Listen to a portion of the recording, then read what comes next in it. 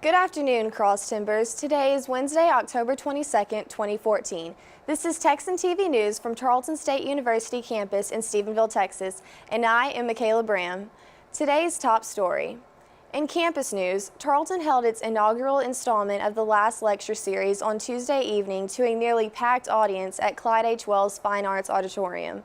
Dr. Chris Guthrie, a highly respected history professor at Tarleton State University, was asked by his fellow colleagues to serve as the inaugural speaker.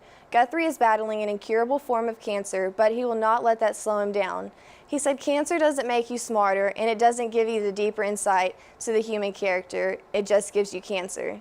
The audience responded to the statement with laughter. Many of his former and current students, faculty members, as well as friends and family were in attendance. Dr. Guthrie's lecture was called When in Rome, Do as the Romans Do. His main emphasis is in Roman history. Although he received his PhD in French history, he jokingly said that the French language was easier to learn than the Greek language, so that's why he chose the French history as his course of study. The majority of the information we have heard about Rome and Roman emperors came from various sources, most of which Dr. Guthrie said were the enemies who were looking to destroy the empire by giving false claims. Dr. Guthrie concluded with encouraging people to take caution when looking to the past for answers, and don't always count on it to provide you with the answers you are looking for. Dr. Guthrie was presented with an award from Tarleton State University to pay honor for his dedication and service to the education community. In local news, according to the Empire-Tribune, the Dublin City Council appointed Benny Knoll interim police chief. He has served as an officer in Dublin for 31 years. The current chief, Sean Folliger, will be vacating the position on October 29th. Folliger is leaving his position for a security and safety coordinator for Plano ISD. Knoll began his journey in Dublin as a reserve officer in 1978 to become a police officer in 1983. Now he has taken another great step to help serve the Dublin community. And now today's Texas, national, and international news from the Associated Press. This is AP News Minute. Video from Islamic State extremists in Syria appears to show fighters seizing at least one cache of U.S. airdropped weapons. Kurdish militiamen were supposed to receive the weapons, including hand grenades, ammunition, and rocket-propelled grenade launchers. A hospital in Omaha, Nebraska says American cameraman Ashoka Mukpo is free of Ebola. He will be able to leave an isolation unit on Wednesday. The man who has confessed to killing 7 women in Indiana is due in court on Wednesday. Darren Vann is charged with strangling one woman. More charges are expected. And the San Francisco Giants take a 1-0 lead in the World Series, beating the Kansas City Royals 7-1. Game 2 is Wednesday night. Sandy Kozel, The Associated Press, with AP News Minute. In Texas news, Texas Coastal Energy Company, LLC, lost its right to do business as a Texas charter after failing to pay state franchise taxes. The company can still operate but cannot sue or defend against a lawsuit until the issue is taken care of no later than November 17th. The directors of the corporation are liable for the corporation's debt. This has a big impact on the U.S. Representative Vance McAllister, who co-owns the business.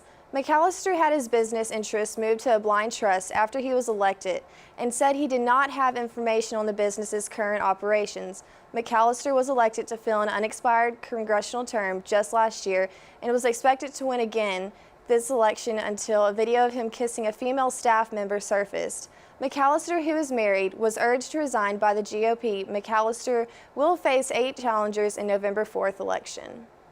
In national news, a Gary, Indiana man, Darren Vann, was arrested on murder charges and admitted to killing 7 women in northwestern Indiana. Hammond, Indiana Mayor Thomas McDermott Jr. and Police Chief John Dowdy held a press conference to keep the city updated as to what was going on. Hammond police captured a murderer from Gary that is a suspect in at least 7 homicides spanning many years in northwest Indiana. Hammond and Northwest Indiana are safer today because this murder case was solved by the Hammond Police Department. Our condolences and prayers go out to the victims and to the families of the victims. We are pleased to be able to provide closure to the victims' families. During his initial arrest in the city of Gary, Mr. Vann told Hammond police officers at the scene that he had messed up by committing the crime in Hammond and was surprised at how quickly he was located after the incident. It has now come to light that there was a history of violence in Van's past preceding the murders. Past incidents include a 2004 conviction for soaking a woman with gasoline, grabbing her in a chokehold, and threatening to set her on fire. And in 2009, he was convicted of raping a woman. However, Van was not on the radar of the police leading up to his arrest, as he was considered a low risk for violence because they believed the events were isolated. Van had complied with the requirements and registered as a sex offender each year since his arrest, and seemingly kept a low profile. He will appear in court today for the first time since he was arrested over the weekend. In international news, a young convert to Islam killed a Canadian soldier in a hit and run in Quebec. Warrant Officer Patrice Vincent, a 28-year veteran distinguished service, was killed in the hit and run. Martin Couture-Relau, who was 25, had been on the radar of federal investigators who suspected him to have jihadist ambitions. He had tried to travel to Turkey in July, but had his passport seized. Quebec police spokesman Guy Lapointe said the hit and run was deliberate and one of the two soldiers was in uniform. There are 90 people in Canada who are suspected to join Fight Abroad or who have returned from overseas. Canadian authorities were originally tipped off to Couture-Relau's intentions on Facebook when he mentioned he wanted to fight overseas. There were many interventions staged with him as recently as October 9th. He could not be arrested for radical thoughts, and there was no known connection to Islamic militant groups, so nothing could be done to prevent this tragedy. Couture-Relau eventually was killed after phoning in his own hit and run. Police chased him and eventually shot him after he flipped his car. He had a knife on him when he exited his car. Canada raised its terror threat level to medium because of an increase in chatter from radical Islamic organizations. This attack is similar to other attacks that have occurred in other parts of the world. Supporters of the Islamic State group have been encouraged to carry out attacks against Western countries that are fighting the militants in the Middle East. In sports, the Kansas City Royals and the San Francisco Giants faced off for the first game of the 2014 World Series Tuesday night. The Royals came in the World Series after a 29-year drought when they won in 1985 against the St. Louis Cardinals. The Giants, however, have won the World Series twice in the last 4 years. Tuesday night belonged to San Francisco with a 7-1 victory. This was the Royals' first playoff loss after sweeping the Athletics and the Orioles.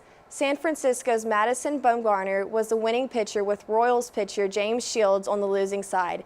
The next game is tonight at 7 in Kansas City. Now a look at the weather. According to the Weather Channel, the high for today is 81 with a low of 58. There will be mostly sunny skies, but unfortunately no chance of rain. Winds will be out of the southeast at 5 to 10 miles an hour. This has been a production of Texan TV News, a product of the Texan News Service from the Tarleton State University campus in Stephenville, Texas. Tune in to Northland Cable Channel 9 on weekdays at 12:30 for each day's top stories and Wednesdays at 1 for this week's top stories in Spanish. You can follow the Texan News Service on Facebook and Twitter and check out our website at www.texannews.net for all of your latest local, state, national, and international news, as well as all of your entertainment and sports updates and a live stream of Texan TV News. Today's broadcast was produced by Andy Barton, Shayla Watson, and Sarah Sanderson. I am Michaela Bram. Have a wonderful day, Tarleton Texans.